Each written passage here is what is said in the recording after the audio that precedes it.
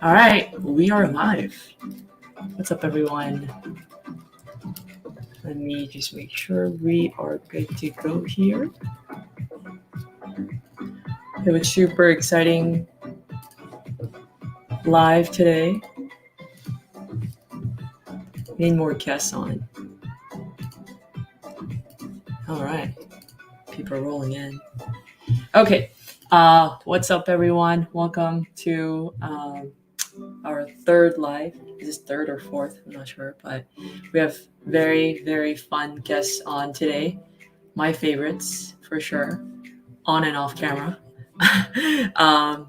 We're supposed to have two people today, but one of them bailed. I'm just kidding. The other person's running a little bit late, so we'll get him in soon. But first, let's get Brian in. What's up, Brian? What's up, Hannah? Thanks for inviting me. Yeah, no, thanks. I love your flag. My gosh. I know don't make fun of my flag. I know you're a busy person, so thanks so much for coming. No, thanks for having me. For people who haven't seen episodes with you before, do you mind doing a quick intro? Yeah, my name is Brian. I am a very close friend of Hannah. She collects cards, and I love collecting basketball cards, soccer cards, and lately F1 cards. Yay. Yeah, so Brian has been at the forefront of all my card collecting journey here, which is awesome. But today I think wanted to get together to talk a lot about the soccer market news, obviously, but also F1 market too, because that's Brian and the other person who will be joining us soon. They're kind of fortes. But if you guys have any questions, you can post them here, and we'll go through the comments, or we can go through the questions we received beforehand. That's good. Brian, does that work for you? We'll go through some questions first. Yeah. So how are we doing this? Like just We're very freestyle here. Just very freestyle? Okay. All right. What's up, Jason? Yeah, LAFC will be here soon. He has other calls to take right now, but he'll be here very soon. All right. We'll go through some questions first that I got. By the way, Brian, you are famous. I think. No, I'm not. People really want you. Thank you. All right. So the first question is actually interesting. What Arsenal player should I be investing in? I have no answer for that. I know you do. Should we wait for Miles for this? I feel we should wait for Miles for this. Because if we wait for Miles on this, then it's like forever, Long story short, there is, in my opinion, only one player to invest in from Arsenal, and that's Saka. He's really young, he's really good, but even then, I would say he's not worth, just to be honest, he's not worth your money to invest in right now. Arsenal are not playing in the Champions League. We're not in any tournament except the Premier League and the FA Cup.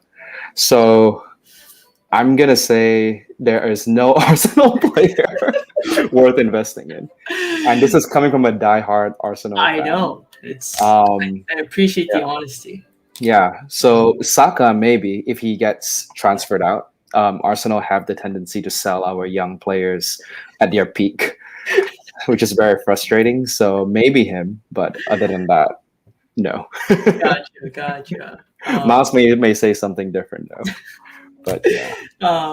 But if you do collect vintage Arsenal cards, Thierry Henry is, if you can get your hands on a Thierry Henry rookie, the 1991 Panini foot one. Yeah. Oh my God, that's your goal. Yeah. If you can get your hands on it, I guess. If you can get your hands on it. Let me just do a quick scroll here. Hi everyone. Welcome. BTS Dance Studio Christian, Talita, Dominic, Jason. What's up, everyone? So again, for those of you joining right now, Brian from Fireside Cards is here with us right now, and we'll also have LAFC Gunnar joining us very soon. Just talk about some of the latest stuff that's happening in the market, both for cards and just sports in general. But yeah, I think that's a very honest take, Brian. That you I just should. want your viewers to make some money, Hannah. And you're not going to make money with Arsenal. I'm so sorry. That's fair. That's super fair. But You know yeah, we're last, right? huh? You know we're last. Jeez, how do you We've how do not scored a you single goal this season yet. how do you sustain being an Arsenal fan? I don't know how you guys do it. Um, but yeah, I guess another big news in the soccer world that I cared about was Harry Kane is back to Tottenham. Or not back to, but he's not leaving, Yeah. right? Yeah, he is. Yeah, Tottenham managed to keep Harry Kane. Uh, I don't know. Now it's tricky. Now it's tricky. Like, I don't know. I don't even know if he's worth investing in because the Premier League is just so intense right now. I know Tottenham are playing really well, but now Manchester United have entered the mix. Yeah, You know, Man City is so strong. Chelsea is really strong. I just don't know where Tottenham is going to land. it's crazy. Yeah, so it's tricky. I wouldn't invest in Harry Kane right now. I know I said that before, but I would wait for a little bit of a dip to invest in Harry Kane. Yeah, Yeah. that's fair. That's fair. Um, what's up, Jason? What's up, Loco? Is today's show completely about soccer? Not quite. It'll be primarily around soccer and soccer news, just because there's so many crazy things that happened in that world. But we can, you know how we do. It's very freestyle. There's no really an agenda. So if you have any questions or topics you want to talk about, feel free to throw them out here. And Brian and Miles, who are both really educated in everything, they can take a stab at those. Well, I don't know if people know, but in 20 minutes, the transfer deadline is about to end. So you could see a shock Mbappe move to Yeah, Real Madrid in the next 20 minutes. Just wouldn't waiting that for be the. crazy? Yeah, that would be crazy because that would just change everything. Because if that happens, just sell Messi. He's done. But we'll talk about that a little later, I guess. Yeah, and we I think it happened in our last show where we're just kind of talking about the Fanatics news of them acquiring MLB license, and then I think during the live we found out that they also acquired NBA, NBPA, NFL licenses too, which Mhm. is crazy. It just kind of went crazy during it, but yeah, we'll give it a couple minutes for that news to trickle in. That'll be cool. Um, Yeah, let's see. BTS Christian says, "What does Brian think about PSG?" I I'm laughing because I know I asked him this question before. Go ahead. well, I mean, they are a very good team. You know, they are a very, very good team. They have Neymar and they have Di Maria, and now they have Messi and they have Mbappe. So they are really good. Yeah, Let's go back to like cards specifically. I believe that this is the inflection point where Messi cards are going to drop and Ronaldo is going to be coined the greatest of all time. And I know Americans tend to lean towards the Messi over the Ronaldo, yeah, but I don't think people realize that if PSG don't win the Champions League this year, that Mbappe and Messi prices may drop quite heavily.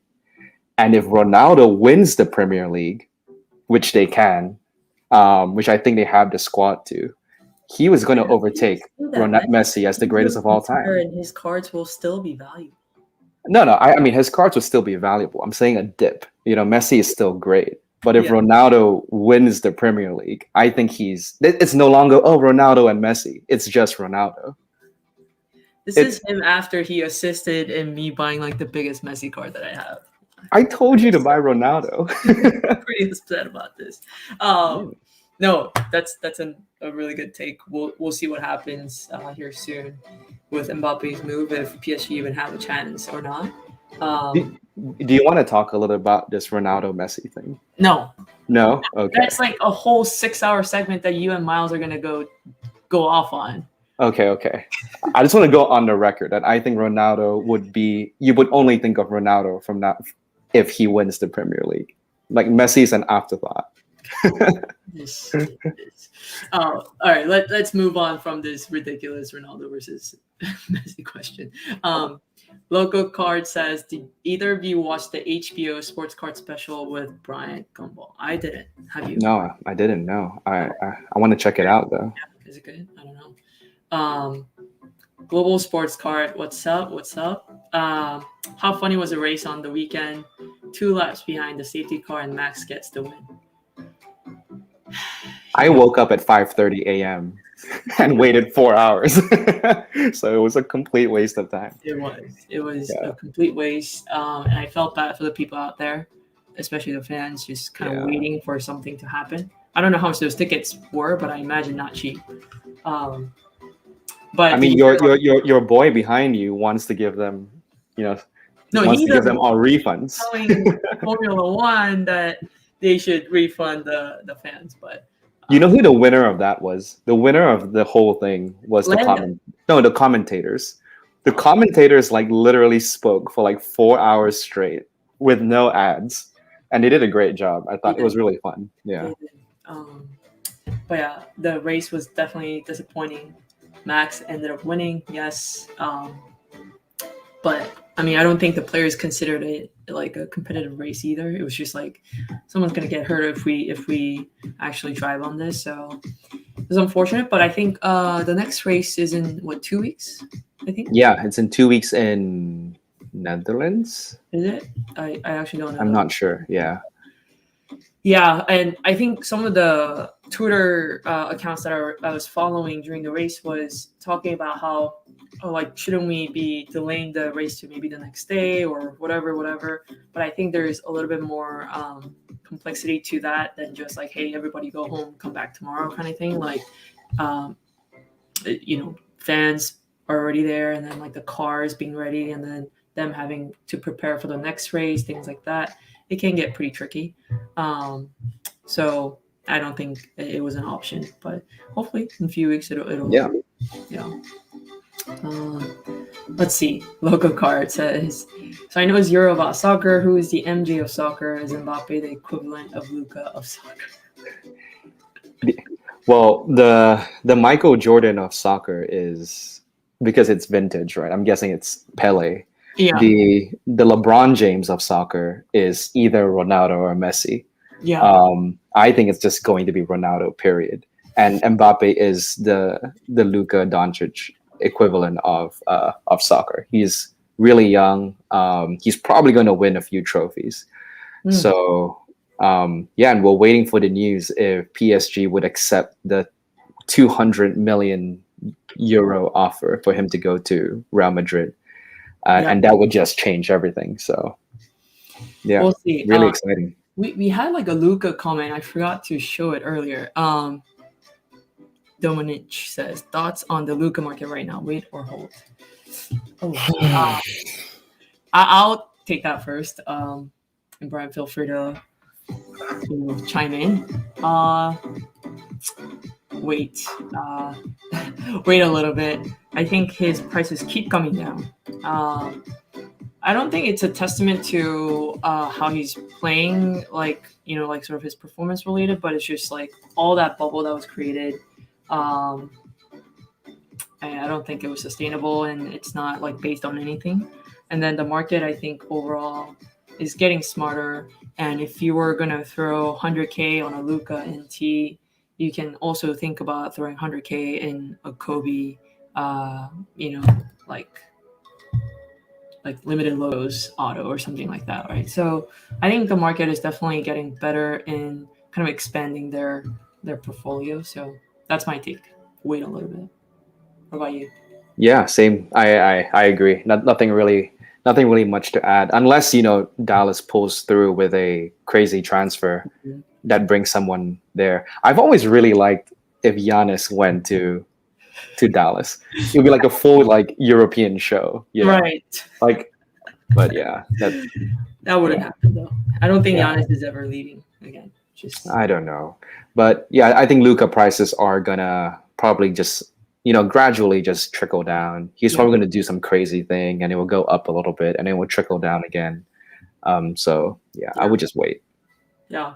And if you think about it, this upcoming season would be Luca's his fourth year, right? And so Hmm. yeah, he has a lot more kind of experience under his belt, and I don't think it'll be as much of like, oh wow, like this new guy is doing well, but it's more like no, everyone respects Luca's game, and so he has a high bar to beat as well, which I think is kind of expected of like those top players in all their times, right?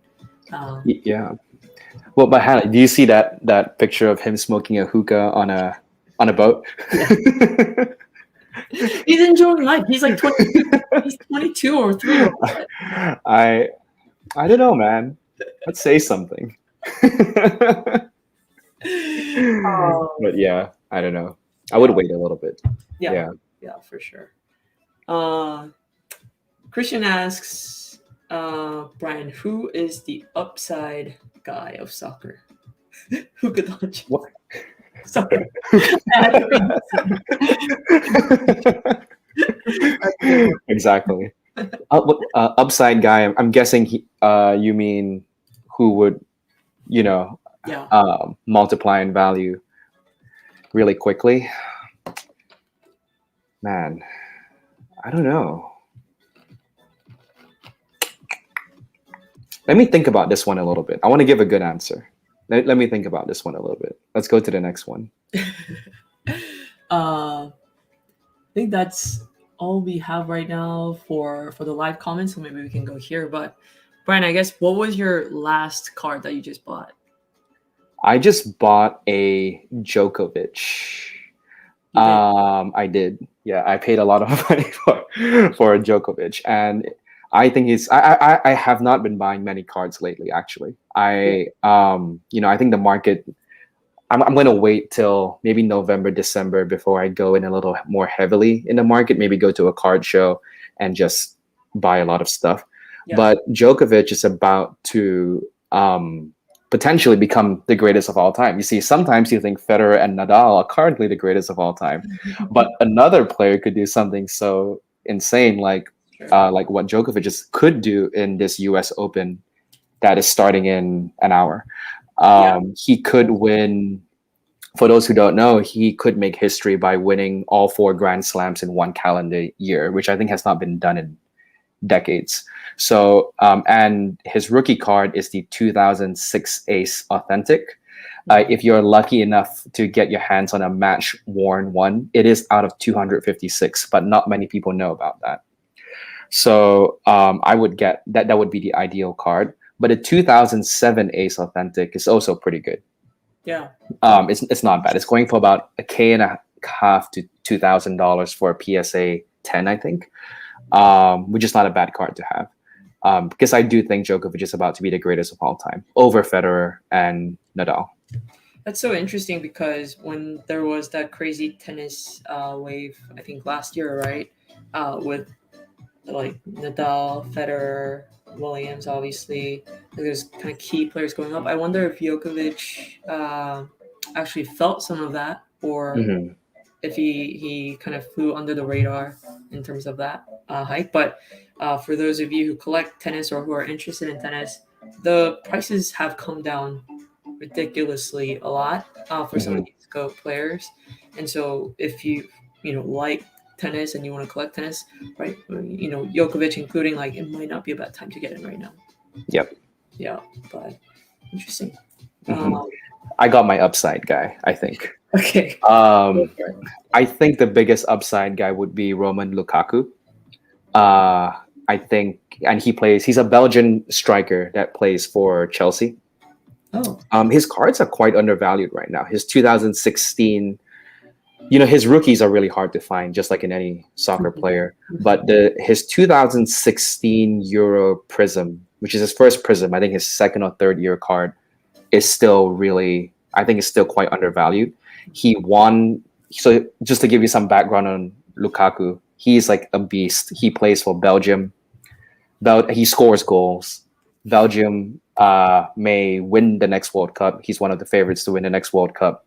So he was a flop in the Premier League before, and he got transferred to Inter Milan in Italy, Yeah. and he won in Inter Milan. He won with them, and he was so good that Chelsea got him back to the Premier League for a record fee or something. And he's already playing really well in his first few games back, and I think he may have a chance to win the Golden Boot, which is the most goals. And I think he's a good buy. I think if he gets some colored parallels of the 2016 Euro Prism, it's a very short printed set already. I think that's a good one. Lukaku, how do you spell his name? Lukaku, and he's a proven player. Like, he's not like he's a youngster about to come up. He's like a very, very good player. Got it. So I would go for him. Yeah. Awesome. Well, ladies and gentlemen, person we've been waiting for. Yeah. LAFC Gunner.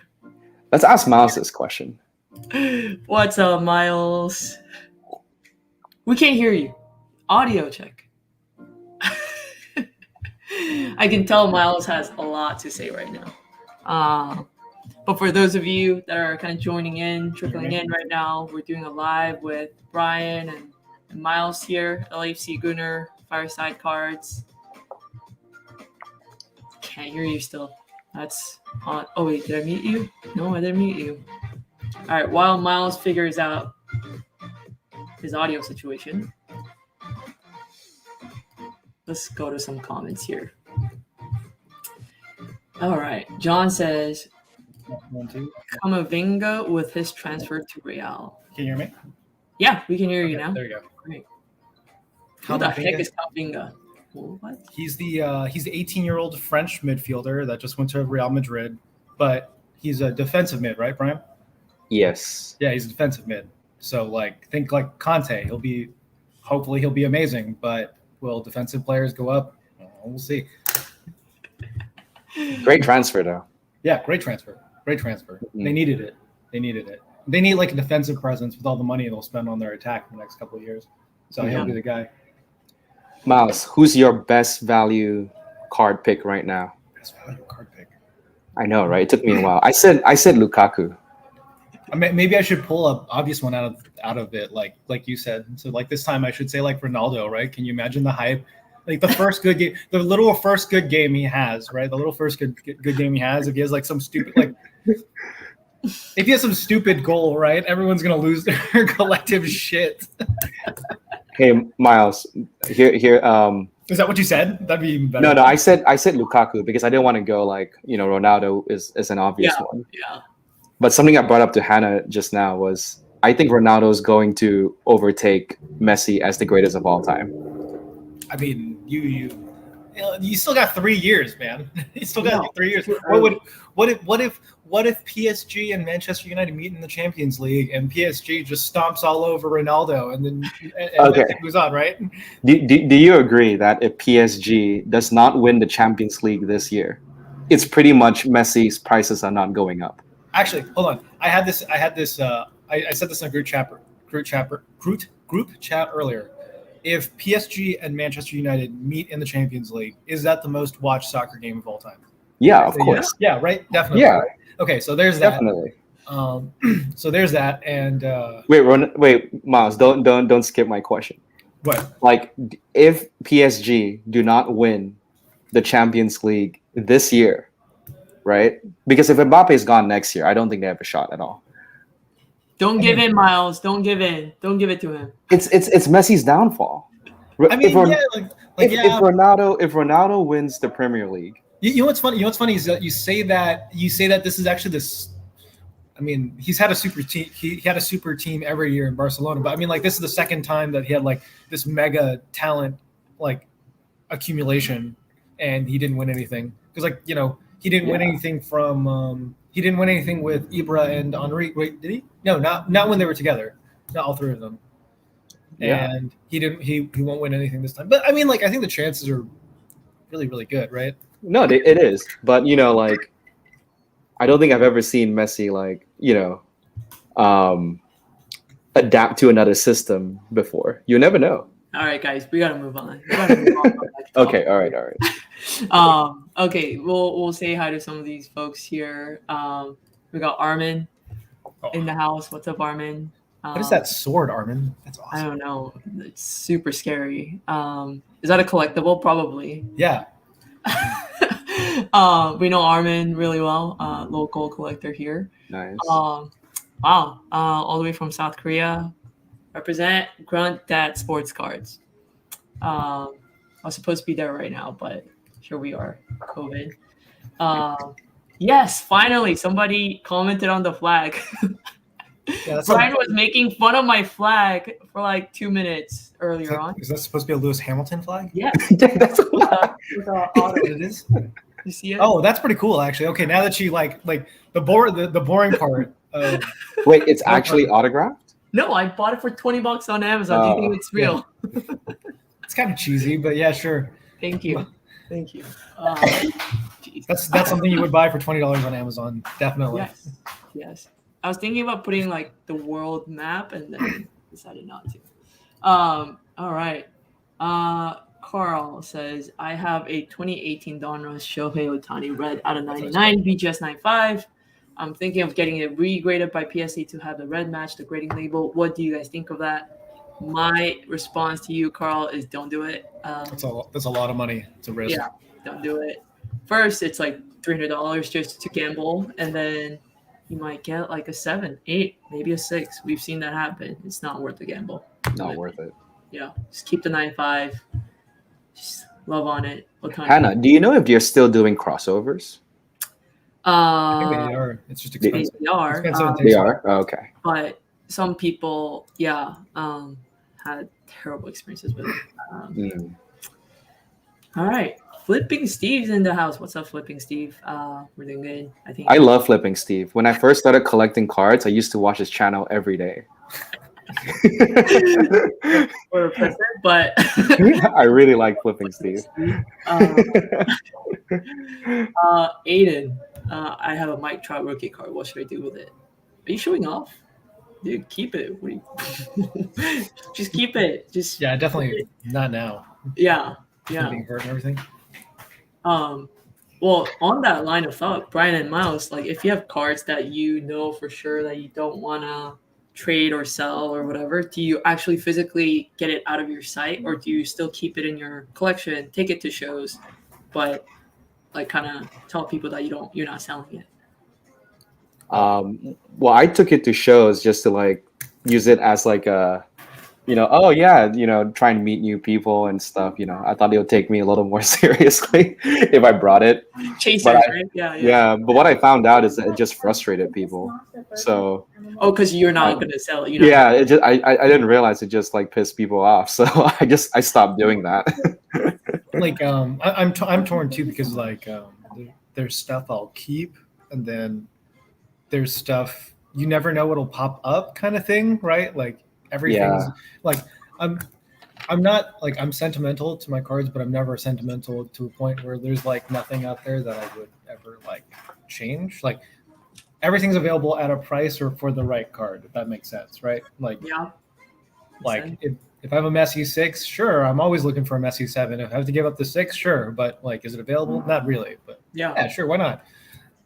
But yeah, it's always a give and take. Makes sense. What I did was I vaulted them so I don't like moving, but then that vault just kind of went through a controversial, PR spin, so I got all the cards shipped back. So now I'm thinking about vaulting them again. How does it feel with them all being like that little pile of money on your desk or whatever? I just have to pretend like it's not there, but I check on it now and then. I don't know how you guys do it. Like Brian, I know, like travels, with his cards in his house. I don't know how he does it. I take my cards with me wherever I go, like the top 10 cards. I don't know. I love like putting them away for a little bit, and then like a few months later, I would just like bring them back out and just have a look. Wow. He forgets how much he has. Yeah. Gosh, it's crazy. Okay, we'll do maybe one more question, and then I'll go another question from Instagram earlier that I got. Junk Wax asks, how do you feel about vintage F1? I'll take it first. I was actually eyeing this. I have it opened. 1974 Panini Sport Vedenet. Niki Lauda. Yep. 154 SGC5. I think it's one of 2 SGC copies. how I feel about vintage F1 is it's not on most people's radar right now, and it might be worth looking into their exact rookie cards and the right players. I have the PSA 9, got this for like 150 I think, but they're like flying after that news of Netflix documentary coming out of him and stuff like that. So if you're gonna spend like 20K on a top scrum 2020 top scrum, like some parallel, I would allocate some of that to vintage if you like the vintage stuff. um what about you guys? What do you guys think about vintage F1? Yeah, buy. Um, you know, it's I watched this thing the other day that on how Liberty Media plans on how they plan on conquering America through F1, and I read your whole strategy and everything was actually pretty crazy what they've accomplished in such a short amount of time. And the key thing to their strategy, Liberty Media owns Formula One, by the way. A key thing to their strategy is education. They educate, like if you want to learn about the cars, if you want to learn about the rules, the strategies, the interviews, everything's available. Yeah. And it's only a matter of time before they start educating you about the history. It's too early to educate about the history right now. So, and there are movies out already. That's like Rush, great movie. That's oh my God, what's the other one? Senna. Senna is really good. That's another driver. And I don't know. I think it's just a matter of time. And Schumacher now, definitely buy. Yeah. Miles? I mean, yeah, this is definitely one of those things where you should really like buy what you love because like, I've seen like the trends where people go like when Marvel took off, how deep people went really quickly. Like people went after those like 1950s Batman cards or like the night like there's like this little tobacco card of like Superman. Like people went really deep, but that the fad came and went and nothing really came of any of those other cards. Like there's just so much stuff out there. Like you have to understand that like when you buy things that are so obscure, you really should be like buying them because like you will appreciate them one day, not because you're looking for like financial return. Because it's going to be so obscure before like like look at like how many things will have to happen before someone is interested in these like super obscure cards that you have. However, like if the fan base ends up growing in the way that it does, then then you have like gold in your hands and like they're impossible to get because it's so like as like right now, right, like these cards are impossible to get. Like the 1970s, 60s, 50s stuff is impossible to get now when like nobody cares about it. Can you imagine when they're like 50, 100, 1,000 people looking? It'll be like impossible. Yeah. So I mean, it's a give and take, but like it's always fun, right? Like the best parts about this hobby is like when you get back to doing things like that are like it's meant to be like the hobby's like meant to be affordable and it's meant to be fun and it's meant to be like chasing a set or something that you enjoy, not so much like I'm gonna go buy all these cards because they're gonna be like 10x in like 20 weeks, right? Like that's not how that works, really. Yeah. 100% agree. Thanks for that response. Lawwell has a good insight here. Nat Turner explained why the crossover percentage is so low. It's because they have to grade the card in a slab. They have to be 100% certain of a grade before they crack it out. Thus, they always go safe than sorry. That makes sense. That makes sense. Yeah. Because they're not cracking it. Yeah. Exactly. And Chris Murray has questions. So, how do you determine the value of a low pop PSA 10 card? Do you think they are a good thing to flip, sell, or hold? I think we need some more sort of context on maybe a card that you have, for example. But right on top of my head, the valuation of a low pop PSA 10 is really, you look at maybe similar players or similar status of a player in a different sport, things like that to kind of evaluate. And at the end of the day, if you own this card, it would really come down to how much is it going to take for you to move the card. So that's my quick take on it. Anything to add? Yeah, I think a good strategy is like, just put it on eBay, best OBO, and just put it at a price that you'd be so happy if you could sell it at this price anyway, whatever it may be, and then just see the offers coming in and see what people are offering you, Yeah. and it gives you a data point. Obviously, it matters though if it's a modern rookie player or if it's a, you know, a legendary player. Then you with the legendary players, you can obviously like hold and just leave it on there for a longer period of time to get a more accurate data. But if it's a rookie, it does, you know, it is more volatile, obviously. Yeah. We'll maybe address one last F1 question before we kind of get back on track. Only concern with F1 is that they have a strong fan base, but not the type of people to drop loads on sports cards. I think it's too early to tell, but you know, I think from pocket, you know, aspect, it's not an issue. I think for F1 fans, but I think it's the culture part that's, you know, that has to get penetrated. I think. I mean, there's already a lot of collectors in Asia and Europe for F1. Actually, I would say majorities in Europe and Asia right now. But to get Americans involved with F1 collecting, I think it needs a little bit more education, like Brian mentioned, and also some publicity too, to get to that point. Yeah, I can't imagine F1 who is so smart at like, you know, boosting this sport up the last 3-4 years in America will not get in the NFT market. I think when that happens, and with the rise of cryptocurrency, and you know, globally, it's a lot easier to exchange these NFT cards whenever they release it as a game or some sort. I think it would just a good portion of those collectors would just funnel back to sports cards naturally, because hey, if I'm willing to buy something on a screen, why not buy a piece of, you know, a piece of art, right? Like in card form. So I think it's coming. Like I would give it like 2-3 years maybe, but I think it's coming. Yeah. What about you, Miles? The thing I would say is take a step back and realize that you're watching a market develop in front of your eyes. You know, like it's not something that was popular before. It's not something that'll be popular tomorrow. Every fan is growing along with it, right? And you're like going way through, like, you know, like it's going gangbusters right now with how much Chrome is selling for, how much Dynasty is selling for, the Sapphires. But you know, see when the hype dies, right? Like see when the hype dies, see what happens next year, the year after, right? Like this is such, you have so long to go, like before, like if you actually like determine it's really a thing, right? Like this whole thing could just be a flash in the pan for all you know over the next 5 years, and you're fixating too much on the time that from when F1 Dynasty was released till now. I doubt that'll be the case, but like, yeah, it's a developing market in every aspect. Like every fan you get, it's important, and it's going to take a while. Like that's why you have those concerns that everything isn't there, because the market isn't established, and that's the risk you're taking buying into this market in the first place. It's all speculation, and that's what everyone is doing right now. Those are the only two sets that are out, right?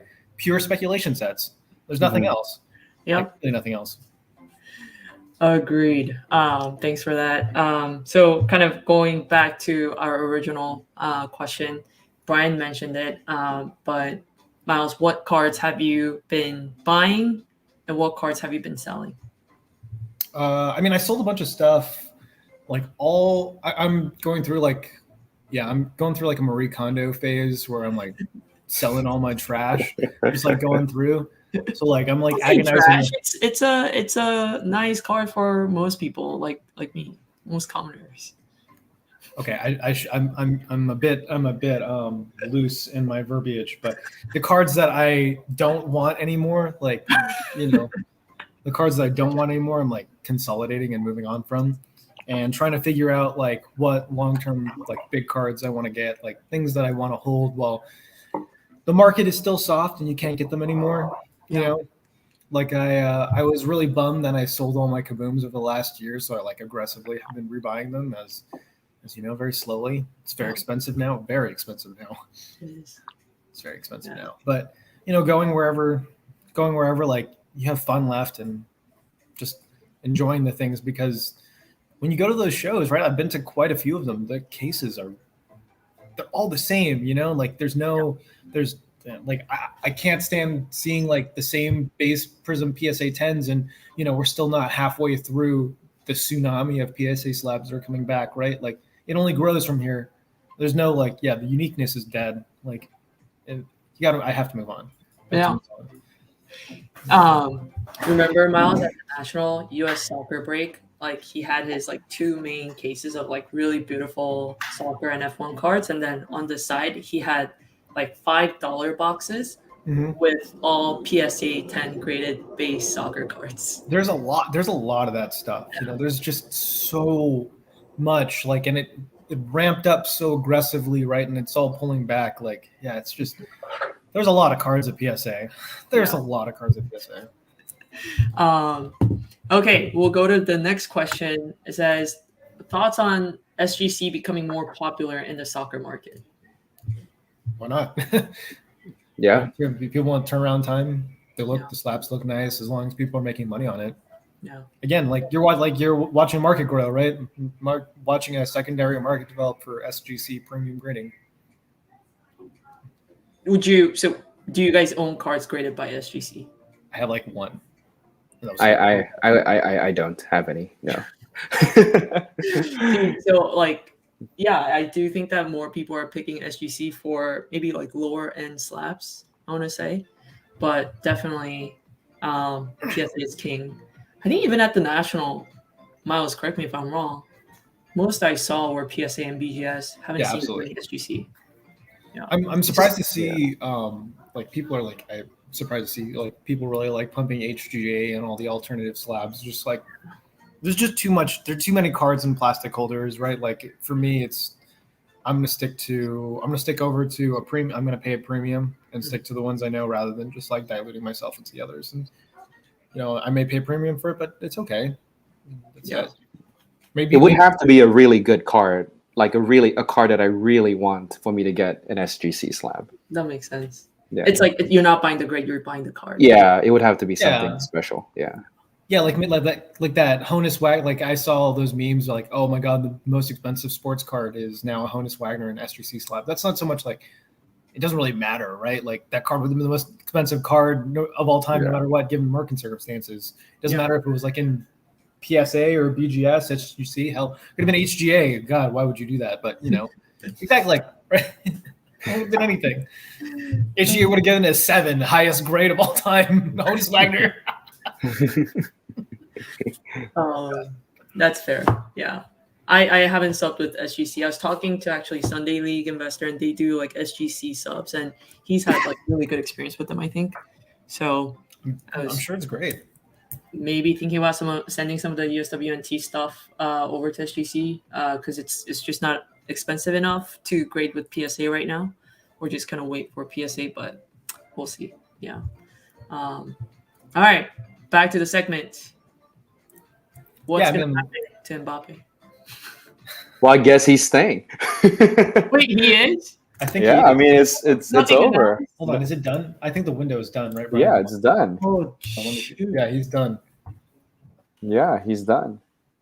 I just turned off the Twitch stream before I got on. So is it because, and for dumb questions, don't give me those eyes, but is it because Real Madrid couldn't pay up for him? No, so Real Madrid paid up for him. Like they gave a ton of money and whatever PSG asked for, pretty much.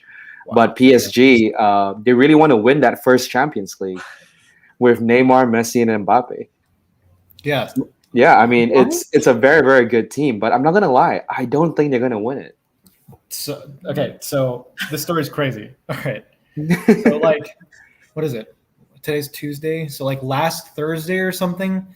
So this is like when PSG were jostling City at the time for Ronaldo's signature. So like they basically were trying to see if they could somehow get Ronaldo if they sold, because this sounded so absurd just a week ago, right? So like a week ago they were trying to see if they could get Ronaldo, and if they had to sell Mbappe, they could get Ronaldo in, right? So like it would be perfect. Like if so, the brother of the PSG owner tweeted out like, if you want to pay the price, this is the price for Mbappe. If you don't pay it, you'll spend the rest of the season with the golfer, referring to like Gareth Bale. And so you're like, okay. So I think they tried to get Ronaldo. They probably failed.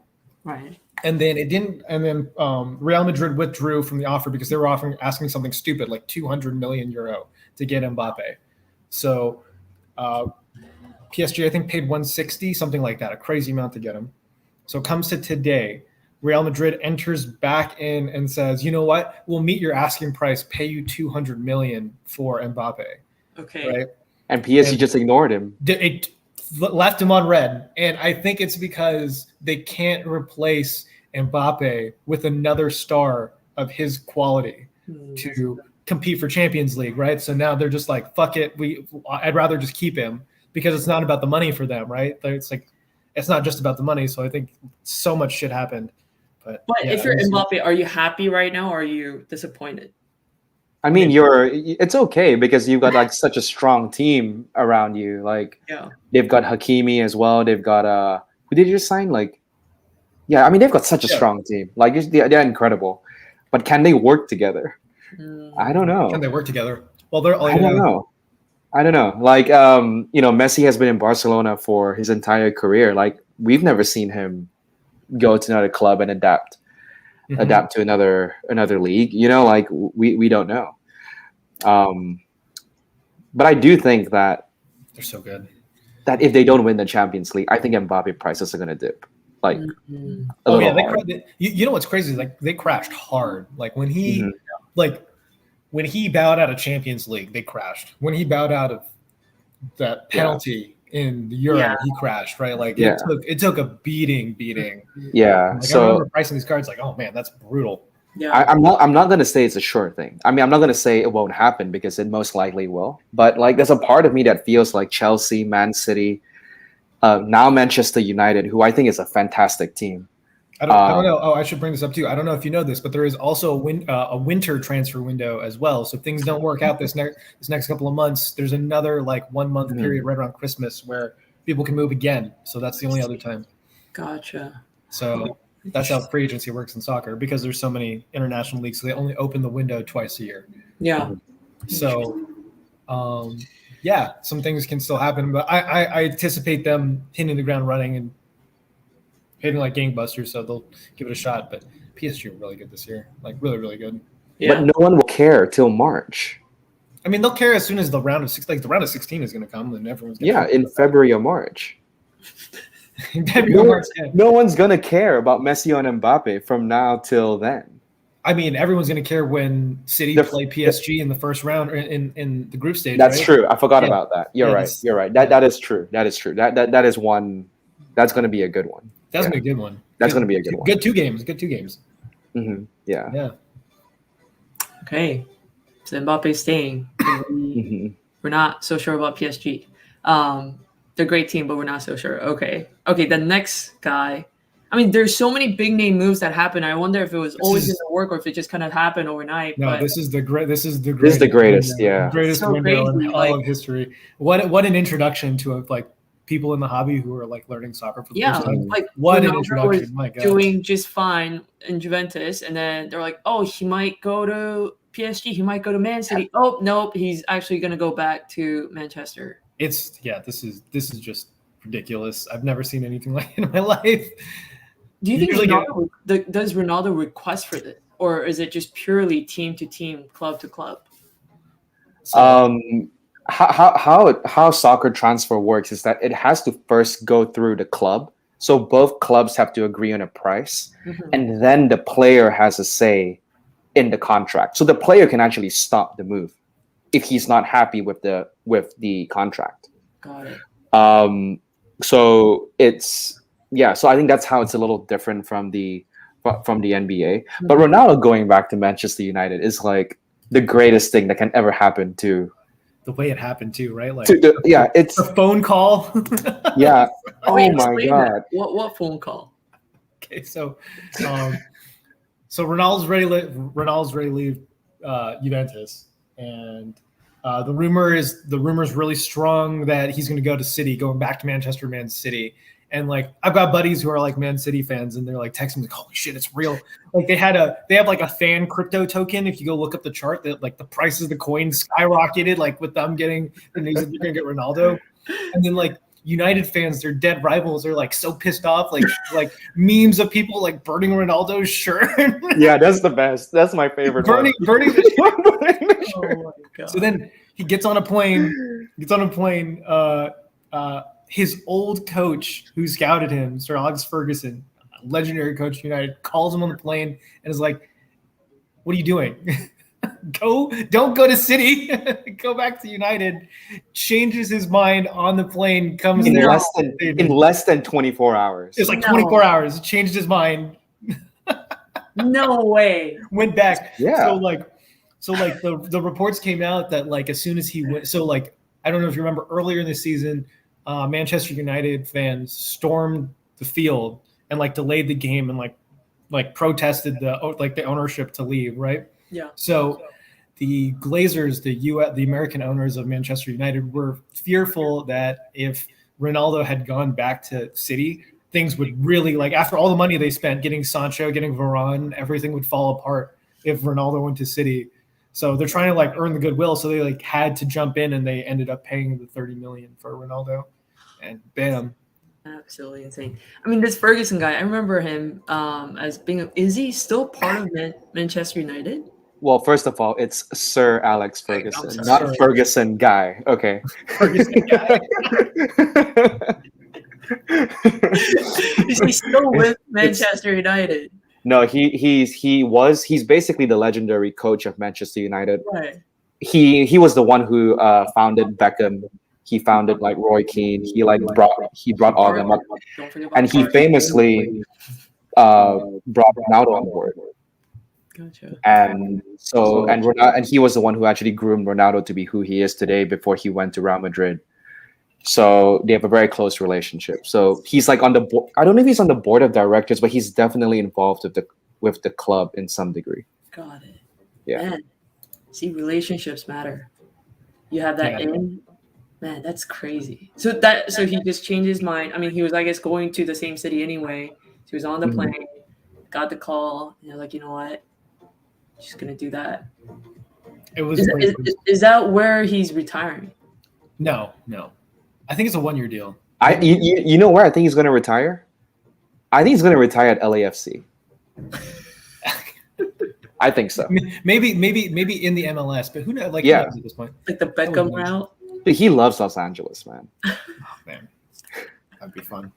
That would be fun. Wouldn't that be amazing? They're saying I haven't seen it yet, but they're saying that LAFC has sold their star, well, not Carlos Vela, but their star prospect to Fenner. It's like, oh. So that means Diego Rossi will play with Mesut Ozil. So I guess I'm a Fenner fan now. After that, I was like, ooh, I'll watch that team. Watch some Super League. Watch some Ozil. Super League. Yeah, no, that would be cool.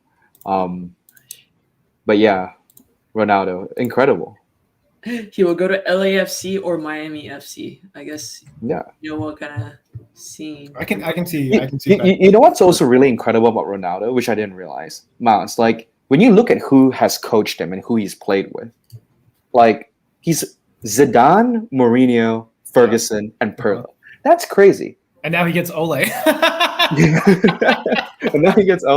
Like, but it's just insane. This guy's story is just so insane. Like when you go back and like watch the YouTube video of like his first ever time coming on the pitch for Manchester United, right? Like no one remembers Messi's first ever time. Like okay. You see this. This guy's you see on this romance. It's just such a beautiful story, and now he's like ending in Manchester United. That's so beautiful. And if he wins the Premier League, oh my god! Do you think they'll win? I mean, that team is so good. I'm just saying that, like, you forget that Varane and Ronaldo have a very good relationship, and they played together in Real before. Do you think Maguire is a beast? Hold on. Maguire is a beast. Luke Shaw is pretty good too. I agree with you, John. Here. How can you support? No, because they're both obviously really good players. But you're asking who's the GOAT, right? Who is the greatest of all time, right? You want to have this debate. And it's not this like LeBron, Michael Jordan debate where they've never played together. These two have played together. Messi is 2 years younger and went to the 6th best league in the world because he wanted to hide away and just collect money. Ronaldo on the other end. I don't know how long he'll stay, to be honest. It'll just be 1 year. Like that's one hell of a team. So we'll see. We'll see what Messi does. But to be fair too, right? Like it's not like he had a million options. He had a million options as to like where he wanted to go because like not everyone can afford him, or like it was kind of a spur of the moment, right? Like we literally thought the contract was going to be like extended that day. Like you forget how crazy that transfer window was. Yeah, yeah, right. Like they said they had the deal in place, right? The ink was dry, and then La Liga is like, nope, you can't do it. Screw you. He bounces, and it was like a 2-day window. I understand. I understand the circumstances. But the matter of fact is that he is playing in the 6th best league in the world, whereas Ronaldo, who is 3 years older, is playing in the best league in the world. Come on. I mean, that's also like not by that's by like choice too, right? Like, it's not he didn't choose to go to the 6th. And it's not like Messi is like gonna age well. He's tiny. Have you seen Ronaldo's body at 37? Oh my god, dude! Have you seen the guy? He's in love with the man.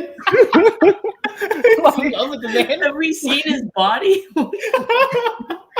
Have you seen his body at 37 years old? It's crazy. I need a recording of this so I can like save it. Oh, it'll be recorded. It'll be here. Don't you worry. Oh man. You know, Messi's like Steph Curry. He's like, you know, he's really, really good. He's one of the best of all time. But Ronaldo's LeBron James. He's like a freak of nature.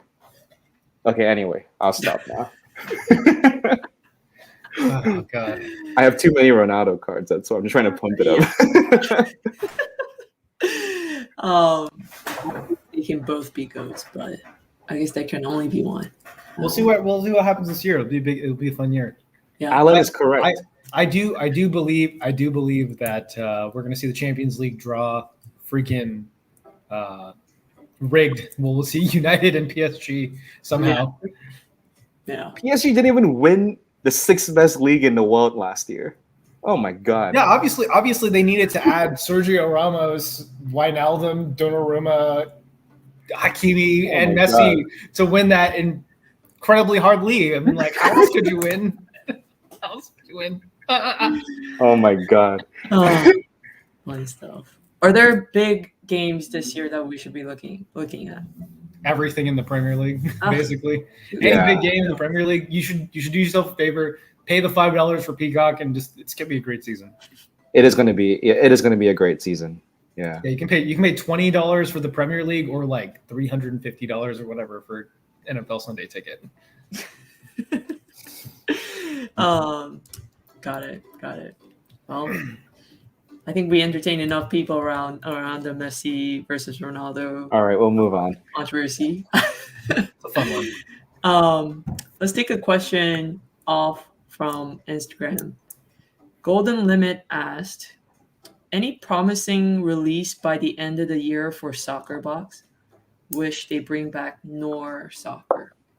I think there's just the only things that I know that are that like Inception is coming out, and then I think they announced Score Soccer, but that's just in Europe, and Score is like a whatever brand. But Inception should be kind of fun because they did preview that that Messi Ronaldo duel, which should be like big bucks. Wait, Miles, did you say Flawless is coming out too? There's like a rumor that they'll do it like probably next year, but my bet is anything with how oversaturated they've made all the sets this year, they're not going to miss the boat next year for this stuff.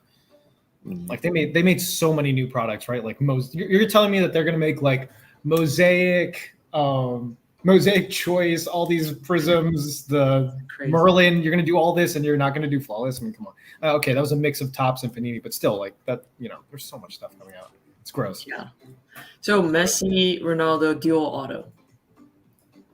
Yeah. Before this, they were only on duels in Leaf, and there's like a 1-of-1 in a museum, I believe, and I think that was it. So like this is the first dual auto that's hit the market since. Is it numbered? Do you know? Probably. It's like a sticker duel, I think. It's a sticker from the preview. It looked like it, but it'll probably be like 10,000 plus to open, and then it'll just be like the Beckhams where they'll continue to do more over time. Yeah, that makes sense. Yeah. That's cool. I don't know if you guys are going to be breaking those, but it sounds like it's probably going to be really tough to hit any of those big cards. Hannah, how do you think the Fanatics news is going to affect Topps and Panini making product for the next 4 years? Do you think they're going to care more, or do you think they're going to just sell as much as they can and just? Yeah. Like what I've seen, and this could be a bad analogy, but what I've seen for other industry companies who are basically with red light in their head, like saying, "Hey, your end is coming. You're gonna be Mhm. 6 feet under." They tend to squeeze out every dollar they can before they go. That's mainly driven by probably a few people within that organization just wanting to cash out as much as they can. And so my guess is overprint like crazy. Like, Right? I've got a funny feeling that's about to happen, but I don't. I When don't. You know. this is going to show how long I've been doing this, but when there was a third party company that made hockey cards back then called In the Game, and when they went out of business, they had this high end product called ITG Ultimate. And it was like their like super high end product every year, right? Like mhm. they started doing like an anthology version, and they just dumped all their remaining inventory, flooded the market. But what's funny is that at the time it was super oversaturated, and like there was just so much of it, and now people are actually actively like looking for it now that all the nice stuff is like vaulted up, right? Like it Yeah. could be the one, like if you believe the hobby is going to continue and grow, Yeah. like when they flood the market with Kobe autos, maybe this is your shot to get a Kobe auto at a decent price, right? Like if they fall to like $500-600, like you can always get a shot. Yeah. Yeah. Yeah. I wonder how much like Panini has saved up in terms of like auto stickers Oh to my god, can you imagine? yeah, just kind of put it one a box and just make those boxes just by the volume and see them getting bought out off the shelf. So and we'll see what happens. But I I mean, mean, that's an asset. That's an asset that Fanatics will probably buy too. true, Yeah. Yeah. true. Yeah, it'll be interesting what moves Fanatics make from here on in terms of acquisition or not. But You know what's crazy? I had this conversation with a friend like a year ago. What's going to be in the very near future that's going to be really scary? Kobe cut autographs. That's going to be a real thing in the very near future. We're out of what is autographs. You know how they have those like presidential cuts where they take a piece of paper and they cut out someone's name and that? like put in the card? You'll have to do that for Kobe pretty soon. If you want to Mm. put a Kobe into a product, Yeah. it's going to be weird, but yeah. Yeah, it's gonna be really really interesting field ahead. But I do like number one people that I'm kind of like feeling out for with the big news is probably the distributors, although they probably made a lot of money, the dealers in the last few years. But what are they gonna do? They probably need to change up their game plan a little bit in the next few years to make sure they're making it. So I mean, it's going to be really tough. There's like so many stores that rely on that distribution chain to keep the hobby alive. They've kept it alive through so many means. And like, if you just like arbitrarily like just cut off the entire arm of the industry to like every store that quickly, right? Like, yeah, it might be beneficial to you now, like when the market is hot, but mhm. what happens when the margin dies and you're only making like $6 a box and you needed all that distribution and storage and people to buy that inventory, right? And it's all gone. Right. So like, these decisions aren't going to be like, it's not as cut and dry and easy as people think, Right. No.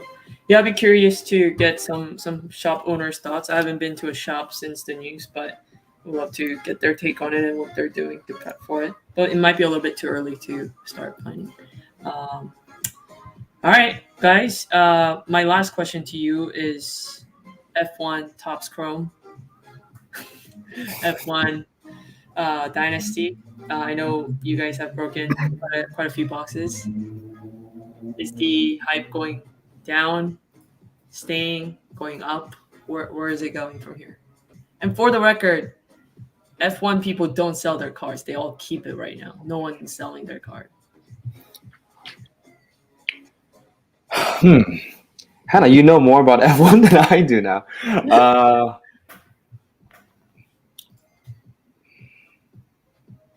I think the hype is only gonna get crazier and crazier, but I think the dips and the hype is gonna be quite volatile moving forward. I think next year's F1 season is quite interesting. And over the next few seasons, all the young talent are going to be battling each other out.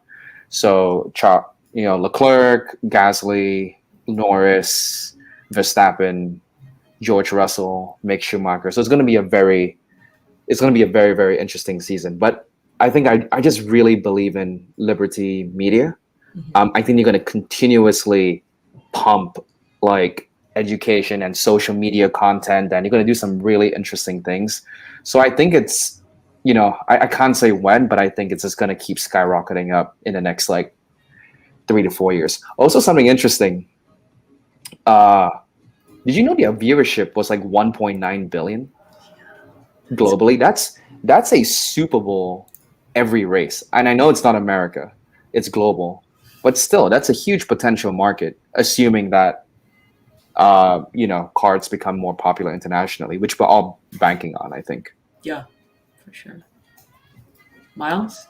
I mean, that's basically my point. What Brian just said right there. Like, I'll always be bullish, like especially right now, on the growth of the sport, simply because like there's a growing collector base in Europe. There's a growing collector base in Asia. Mm-hmm. There's a growing collector base where any card collecting happens or card collecting is growing. Yeah. Like this isn't basketball where you're like oversaturated to the point where they're oversaturated to the point where like, the cards are being rejected at this point because there's too many, right? Right.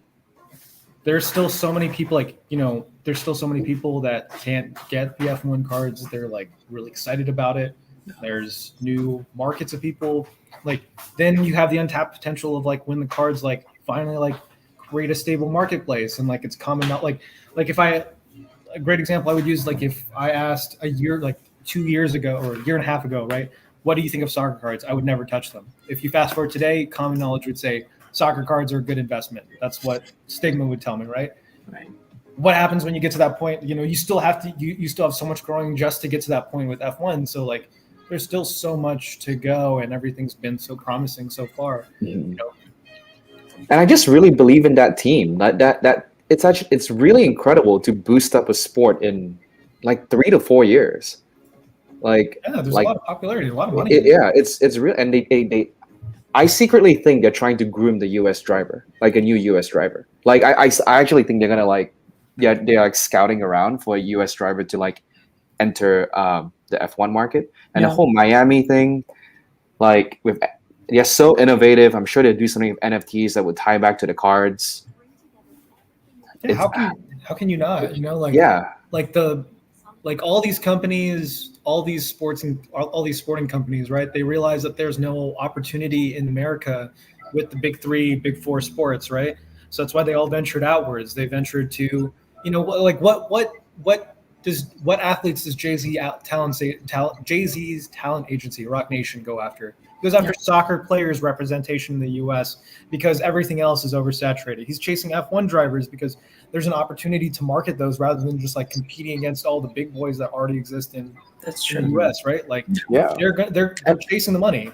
They're chasing the money. And also, what's another thing that's really interesting that I read was that money's not even on the forefront for them. They gave the license to ESPN for free. Did you know that? Just because they know what to do to grow it, right? Like, look how many years they tried to grow soccer. Like, they just gave it. Like, so you don't have to pay us anything. And then naturally, when people watch the races, they connect back to the F1.com, their own thing, and that's how they retain fans. Awesome. So I mean, I'm super bullish on it. Like, I just cannot see it failing. It's too big of a sport. Internationally, for sure. Internationally, and I can't get tickets to this Austin F1. That has to say something. Down, mission available. But okay, well, I think that's something that a lot of the viewers were interested in, like, because it's been just growing really rapidly, obviously, for the last few weeks, and I think it needs to calm down a little bit, but maybe not just a complete crash. Like, I don't know. Like tennis, I think a little bit was like that. Tennis is a different story. Like I can get it. Like tennis, I'm going to interject because I saw that Card Ladder post today too. Yeah. I remember telling you guys the day of when those cards exploded, right? Like people didn't understand then. Like they were just being you misread a pop report. You saw something that was existing as a low population that is not indicative of the actual print run, right?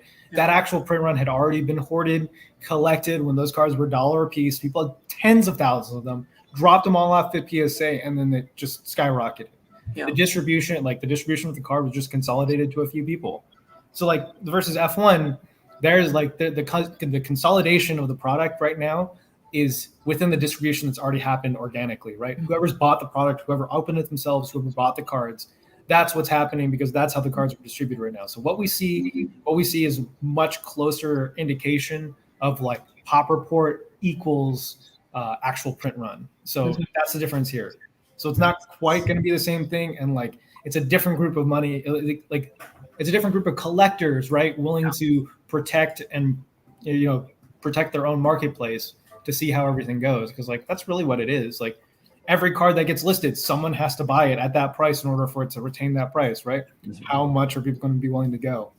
Wait, Hannah, I'm actually kind of curious because you've been doing a lot of like flipping in F1. Like, so what's going on there? Like, are the prices sustaining, or like is it mainly collectors still? Like, what's going on?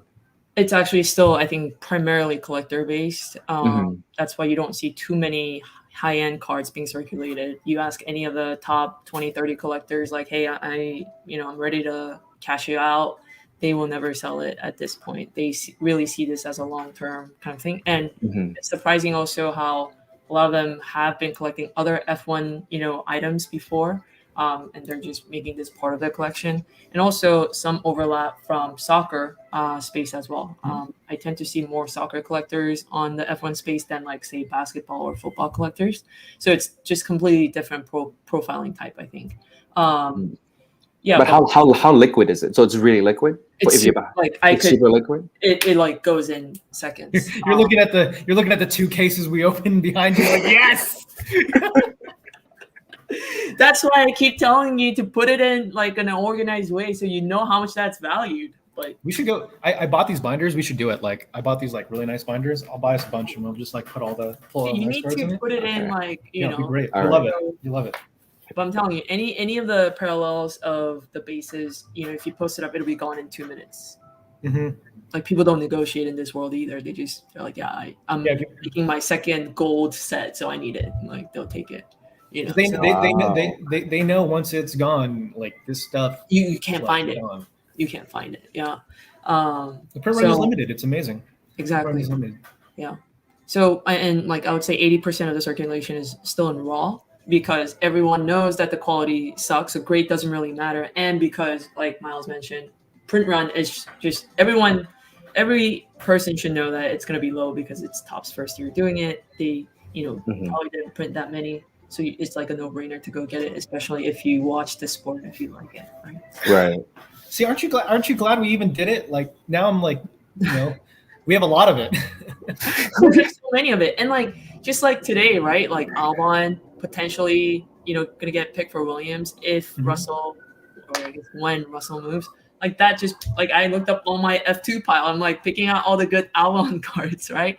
Like I think there's just so much gold nuggets hidden in the F1 products this year. That would be super interesting to see. So I like it. Yeah. Topps Dynasty or Topps Chrome? I can't afford Dynasty. So I've been doing Chrome. But Dynasty, it's too expensive. It's already gotten so expensive. I remember. Max Dynasty is like 30K. How much were the boxes when they came out? I was like, we should do a case. 550? 550? No, it was 8K for 5. No, it was $8,000. It was $1,500 for one card. Oh yeah. No, I think it was like 800 at the very release. And at the very release, yeah. But there was no way you wouldn't get that. I clearly remember maybe like a month and a half to 2 months ago, there was a Max like clean, I think like might have like a Red Bull logo on it, Dynasty out of 10 on eBay for buy it now for 10K, and there's like 50 people watching it, but I was like, 10K, that's ridiculous. Literally the guy upped it to 30K now. Yeah, it's crazy. Dynasty is crazy. And then everyone who like bought up Russell stuff, he saw like a huge high demand in Oh, the that's last couple awesome. of days. Um, I mean, it is a beautiful product. They'll Topps Dynasty, F1 Topps Dynasty is a beautiful, beautiful product. Tops will give Yeah. us one more, I'm sure. They have too many great high-end brands that would work, and they do everything right. So, like, especially now that this is going to be their primary, right? If they lost licenses for everything else, they're going to do one more. And they just announced that they're gonna do Topps Dynasty for 2021 F1. But like, if you look at the checklist, it's all the same racers. So you're thinking like, no, I should probably go get that 2020 Dynasty box ASAP, right? Their first year. So I think that's another thing. Very cool. But all right, guys, I think I took enough time of your day. Thanks so much for joining. Really No, thank you. appreciate the conversation. I think we'll look back to this video in a couple months and see if Ronaldo truly is goated or not. Come to find out. But thanks everyone for joining. Really good conversations, and hope to have you guys back on the channel soon. So, all right. Thanks, Hannah. Thank you. Bye, guys.